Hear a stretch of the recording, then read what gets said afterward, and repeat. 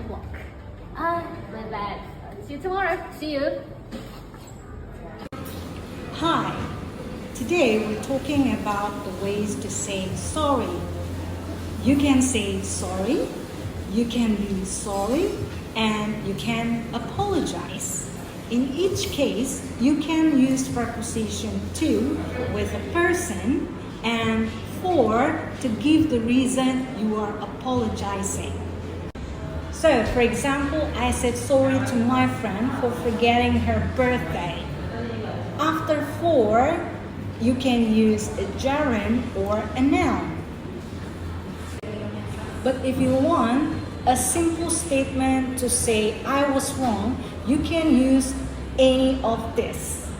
My bad, my mistake, it's all my fault, it won't happen again. Careful who you say these to. My bad. It is for informal situation and you would probably use it when you are making a small mistake. It won't happen again is probably better you use when it's a bit a serious situation. Now let's take a look ways you can say sorry in a formal situation. For example, you are in a formal meeting at work and you interrupted the boss.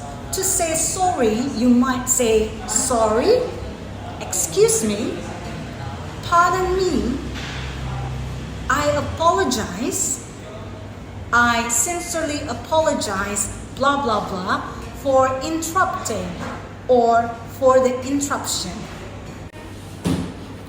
Because for is a preposition, you can use either a gerund or a noun.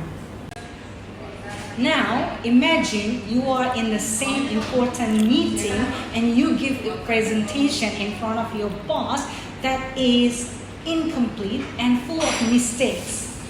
To say sorry, you might say, I'm afraid I didn't complete my presentation. Don't be confused. Afraid here doesn't mean scared. It's like sorry but more formal. Please be noticed that after afraid, you use full of clause or sentence.